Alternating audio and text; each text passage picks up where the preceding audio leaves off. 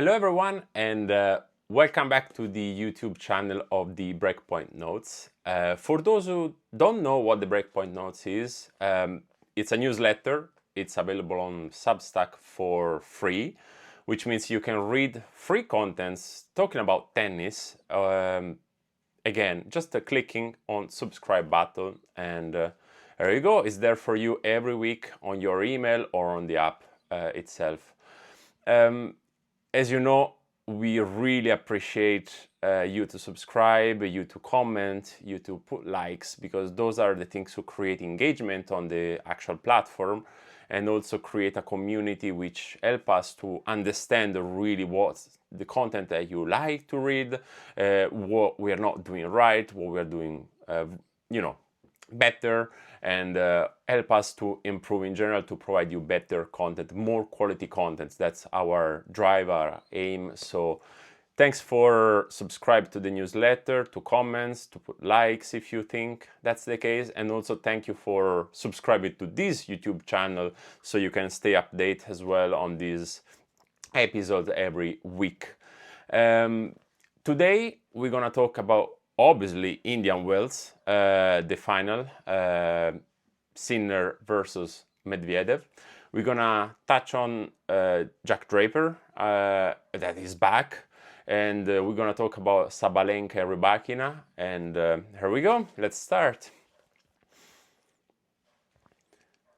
So, Jannik Sinner won the ATP Masters 1000 in Indian Wells. The final against Daniil Medvedev has been pretty much entertainment, pure entertainment, because he ended 7-6, 7-6, so double tiebreak, which is something that I personally really appreciate to see, especially from Daniil Medvedev, because he obviously stepped up and raised the level compared to the previous appearance against Sinner, and he was able to create a great show altogether, which was the end of what I believe was a fantastic tournament, a very high quality tournament with great matches. Jannik Sinner won the 6th ATP Master 1000 title in his career, 24 years old. He completed the game of the hard courts, which means he won the whole 6 ATP Master 1000 titles. On top of that, he won the US Open, Australian Open, ATP Finals, so he's the master of the surface, right? He obviously didn't need to prove that yesterday, but that is another statement of the quality of the player, especially on that surface. But he also obviously improved a lot in the other surfaces as well, not just the Wimbledon title that he won last year, but also the final in Roland Garros, the amazing, incredible, epic final of Roland Garros last year against Carlos Alcaraz. So the final was great. Sinner played in a way that, as we know, very consistent from the baseline. Geometry applied to tennis, to a tennis court, really. Not much variety at this stage, not much drop shots, because, Medvedev is great to come to the net.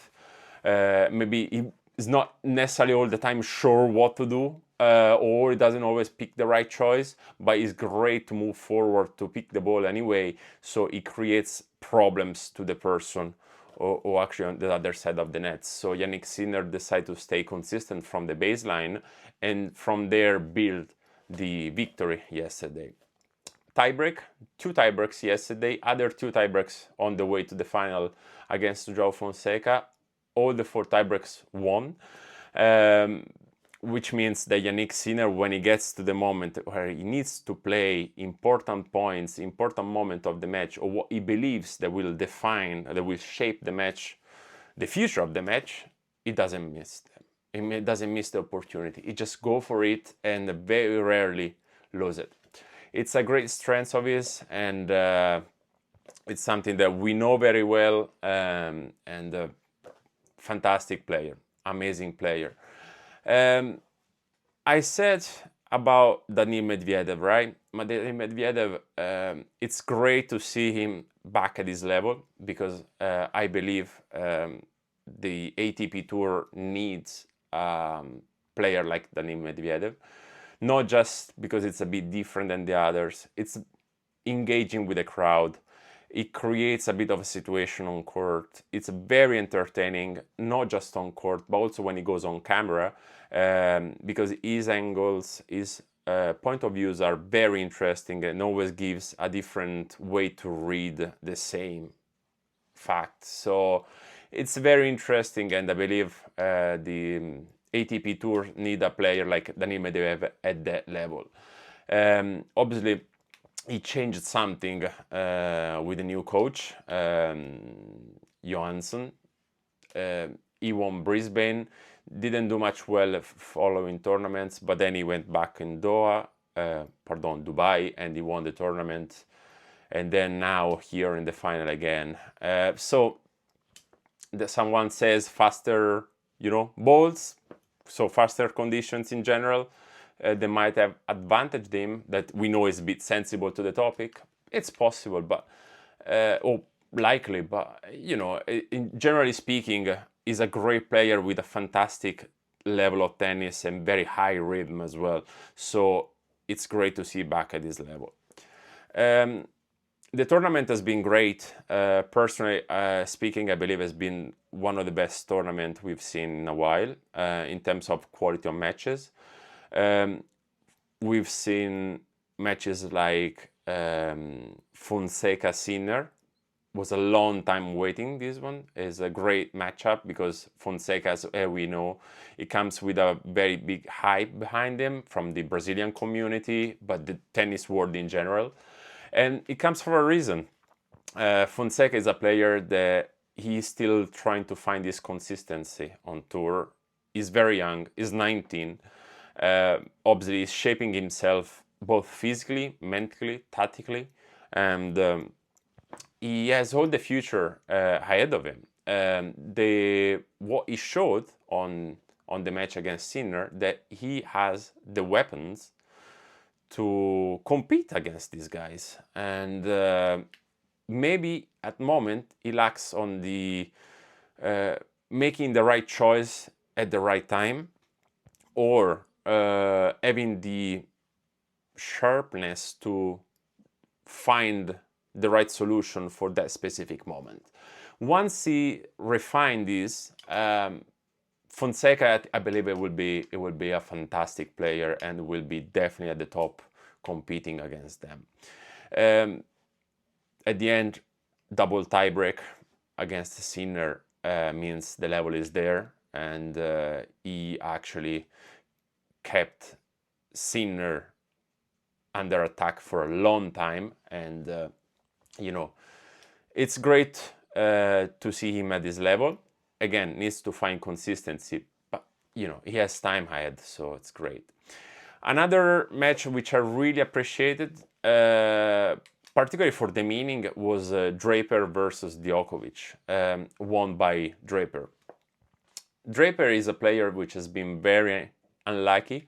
Not everyone likes the word or talk about luck when it comes about sport and injuries. What I believe is that Draper needs to find some consistency, right, on the tour. He's now back since end of February, and hopefully he will find little by little consistency, matches after match, to play at the level that he can play, because when he was fit, he proved himself. He proved that he can stay at the top level. He proved that he have the weapons to actually compete against the biggest. So he defeated Djokovic. He couldn't really do much more the day after against Medvedev.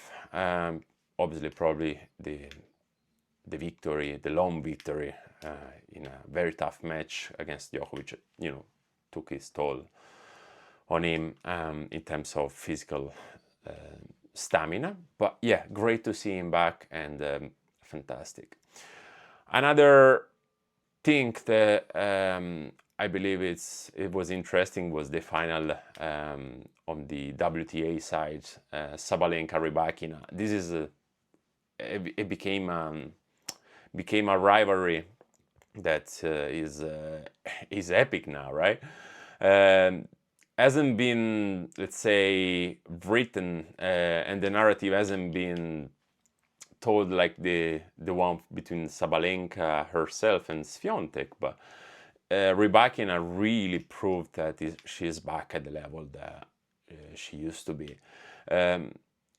Sabalenka needed to really dig deep to beat Rybakina, and if she finally won the Indian Wells title, which slipped away in few occasions before, and took the revenge, if you like, against Rybakina herself, that, you know, she lost the Australian Open title just a couple of months ago, WTA finals as well. So she really needs this victory to put things in the right place for herself. And so well done to Sabalenka, the world #1. And yeah.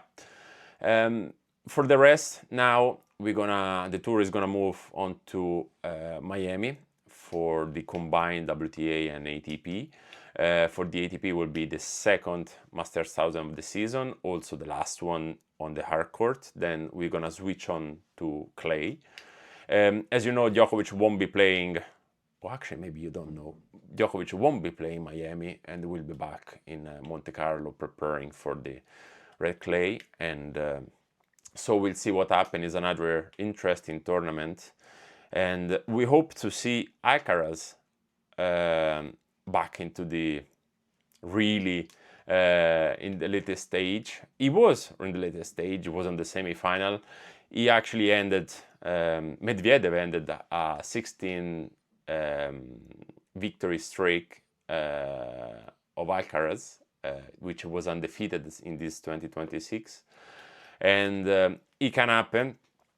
Nothing really to be concerned about.